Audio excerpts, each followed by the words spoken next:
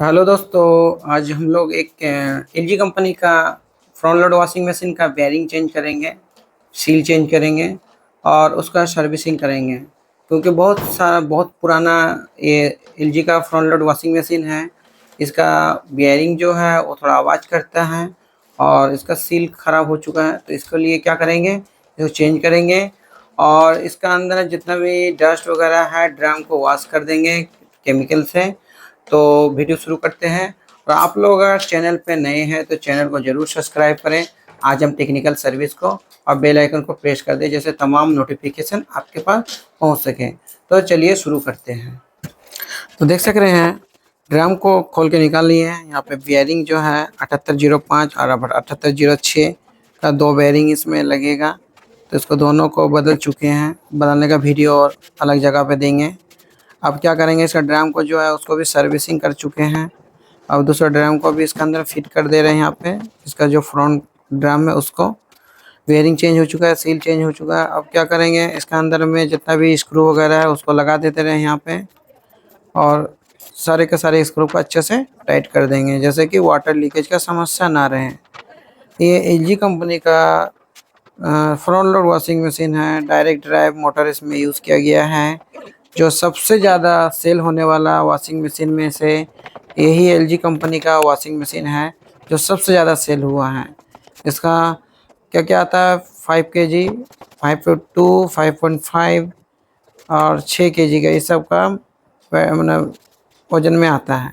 तो ज़्यादा ज़्यादा क्या होता है, ये 5.5 का, 5.42 का ये ज़्यादा आता है केजी का। तो उसका जो कैबिनेट है उसको भी थोड़ा कलर कर चुके हैं, जैसे कि दिखने में अच्छा लगे।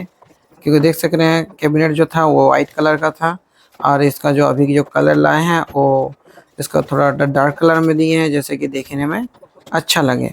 ये मारुति कलर का प्राइम कलर किया गया है, हार्ड कलर है और देखने में कुछ इसका लुक अलग टाइप का आने वाला है। क्योंकि खरीदने से थोड़ा वाइट में आता था और अभी ये बनाए हैं कलर को तो थोड़ा सा अलग आएगा। ये वाइट प्लास्टिक जितना भी मटेरियल है इसका सब वाइट कलर का रहेगा और इसका जो बॉडी कवर है वो स्टील का जो है और कलरिंग रहेगा, डार्क कलर का है, ये डार्क स्टील कलर है ये। तो सामने का जो लोड है उसको भी फिट कर दे रहे हैं, यहाँ पे देख रहे हैं, और साइड वाला भी फिट कर दे रहे हैं यहाँ पे। तो ये बैलेंस है, बैलेंस रहने से क्या होता है, मशीन ज़्यादा हिलता नहीं है और धुलाई भी सही होता है। तो आप लोग देख सक रहे हैं, ये हम लोग अपना वर्कशॉप में ला के कर रहे हैं, मतलब छत के ऊपर में।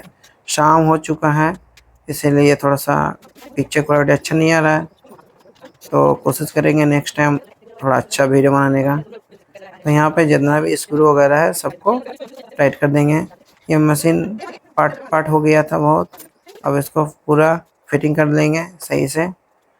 तो इसका जो ये देख सक रहे हैं, इसका जो प्रेशर स्विच है ये उसको भी लगा दे रहे हैं। यहाँ पर एक सप्लाई का सिस्टम है, हाई वोल्टेज सप्लाई, मतलब जितना भी फ्यूज़ वगैरह है वो अलग इसका कनेक्शन किया गया है। तो इसका मोटर जो है वो डायरेक्ट ड्राइव मोटर है, जो एलजी अपना वॉशिंग मशीन में यूज़ करते हैं।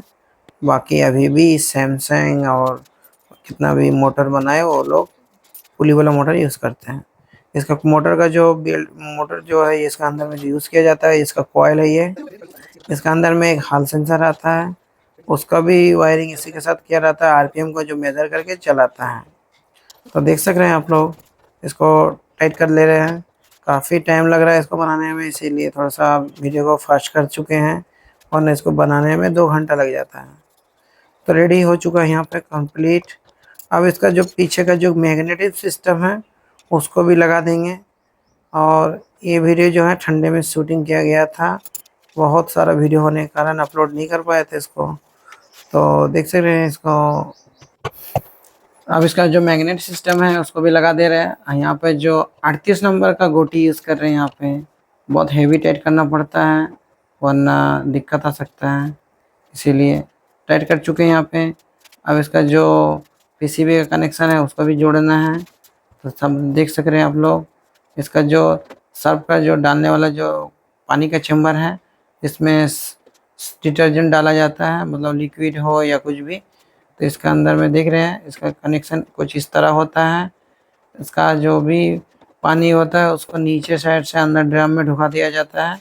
इसी के अंदर ही सब या लिक्विड डाला जाता है।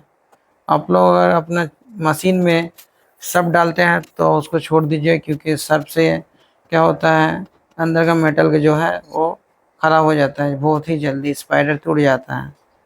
तो यहाँ पर देख रहे हैं ड्रेन का साइड में भी कनेक्शन कर चुके हैं यहाँ पे, इसको भी फिटिंग कर रहे हैं अच्छे से। और बाकी किस तरह लग रहा है आप लोग ज़रूर कमेंट करके बताएं। और आप लोग को अगर कोई चीज़ पूछना है या कोई चीज़ की एडवाइस है तो डिस्क्रिप्शन में मेरा नंबर दिया गया है, व्हाट्सएप कर सकते हैं, कॉल भी कर सकते हैं, नो इशू। तो यहाँ पे देख सक रहे हैं आप लोग पूरा कनेक्शन कैसे किया जा रहा है। काफ़ी अकेले कर रहे हैं यहाँ पे काम, क्योंकि थोड़ा सा हेल्पर यहाँ भी छुट्टी में है इसीलिए। तो यहाँ पर देख सकते हैं कवर को लगा चुके हैं, जितना भी वायरिंग वगैरह कर चुके हैं। अब इसका डोर स्विच जो है उसको ऐड करेंगे यहाँ पे। डोर स्विच जो है उसको सही से लगाना पड़ेगा, क्योंकि इसके अंदर में डोर स्विच के लिए एक स्क्रू आता है दो, उसको भी लगाना पड़ता है। ये स्क्रू बाकी स्क्रू से अलग होता है, क्योंकि स्क्रू जो होता है वो माने स्टेनलेस स्टील स्क्रू होता है, और बाकी सब नॉर्मल स्क्रू भी हो सकता है। तो देख रहे हैं लुक कैसा आ रहा है, थोड़ा लुक अलग टाइप का होने वाला है। ये 5 kg का है, 5.5, और ज़्यादा मशीन यही सेल हुआ है, बस इसका कलर चेंज किए यहाँ पे, लुक थोड़ा चेंज हो चुका है इसीलिए। आप लोग ज़रूर कमेंट करके बताएं कि कैसा लग रहा है लुक। इसी भी लगने के बाद नीचे का जो गेटअप आने वाला है वाइट और डार्क स्टील में इसका कुछ लेवल आने वाला है। तो यहाँ पे इसका जो मतलब स्प्रिंग है, देख रहे हैं डोर का साइड में एक स्प्रिंग और आता है तार वाला, उसको भी लगाना थोड़ा सा दिक्कत आता है, मगर हो जाता है। देख रहे हैं किस तरह लगाएंगे। यहाँ पे लगाने के लिए स्क्रू लगता है यहाँ पे सही से, तो हो जाता है। तो इसका जो स्प्रिंग था वो ख़राब हो चुका था, तो उसको मतलब तार, इसलिए नया तार इसमें लगा रहे हैं। नया तार को लगाने के लिए क्या कर रहे हैं, यहाँ पर कटिंग करके लगाएंगे। ये जय तार है, इसको लगाने के लिए देख रहे हैं एक स्क्रू ड्राइवर की सहायता से एक दो स्क्रू ड्राइवर लगता है लगाने के लिए। स्प्रिंग को थोड़ा साइड में रखना पड़ता है, तो मतलब मिस्टेक होने के तो दबा दबा के करना पड़ता है, और अच्छे से करना पड़ता है, जैसे कि इसका रबर जो सिलिकॉन है सील वो ना कट जाए। तो यहाँ पर लगभग होने वाला ही है। तो इधर कनेक्शन हो चुका है बढ़िया से, दिख रहे हैं बहुत बेहतरीन से इसका सेट कर चुके हैं, खींच उच के भी देख लिए सही है। अब आता है इसका डोर फिट कर देंगे इसको। इसका डोर जो दिख रहे हैं, इसको कलर नहीं किए डोर को, वो इसलिए नहीं किए हैं क्योंकि इसका कलर इस पर नहीं चढ़ सकता और अच्छा दिखेगा। वाइट और डार्क स्टील में कुछ कम्युनिकेशन अच्छा खेलेगा, इसीलिए भी इसको कलर नहीं किए हैं। देख रहे हैं खूबसूरत लग रहा है, बहुत अच्छा ही लग रहा है इसमें। और इसका नीचे का कवर भी लगा डाल रहे हैं यहाँ पे, तो कैसा लग रहा है बताइएगा ज़रूर। नीचे का कवर भी लगा दिया जा रहा है यहाँ पे, कुछ इस तरह लुक आने वाला है। अब आता है लास्ट काम इसका जो पीसीबी। तो पीसीबी का भी वायरिंग जिस तरह करना है सारे का सारे उसको उसी तरह कर देना पड़ेगा, जैसे कि जिसके जगह पे जो था वायरिंग। काफ़ी इसके अंदर में वायरिंग होता है उसको भी। इसका 2 स्क्रू अलग होता है, लंबा होता है थोड़ा, इसको वायरिंग भी कर दे रहे हैं फटाफट। जब तक इसका वायरिंग होता है आप लोग मेरे चैनल को ज़रूर सब्सक्राइब कर दें, क्योंकि चैनल अभी नया है। अब इसको चालू करके भी देख ले रहे हैं यहाँ पे स्पिन मोड में सही है कि नहीं। तो देख रहे हैं लगभग रेडी हो चुका है वॉशिंग मशीन। चालू करके भी देख रहे हैं यहाँ पे, ड्रेन साइड में भी ऑन करके देख रहे हैं, सब कुछ सही है एकदम, कोई दिक्कत नहीं है। ड्रेन साइड में भी इसको चालू करके देख ले रहे हैं यहाँ पे। तो इसका फाइनली कंप्लीट हो चुका है। इसका टॉप कवर भी लगा देंगे तो, और बैक कवर भी लगा देंगे तो हो जाएगा रेडी। देख सक रहे हैं हो चुका है यहाँ पर कंप्लीट काम। कैसा लगा वीडियो ज़रूर कमेंट करके बताएं। नेक्स्ट टाइम इससे भी अच्छा वीडियो बनाने की कोशिश करेंगे, इसीलिए आप चैनल को ज़रूर ना सब्सक्राइब करें। इन्फॉर्मेशन वाला चैनल है, ठीक है। हम लोग हर एक चीज़ रिपेयर करके दिखा देते हैं अंदर से। नेक्स्ट टाइम अच्छे से करेंगे। तो ठीक है, फिर मिलते हैं दूसरे कोई वीडियो में।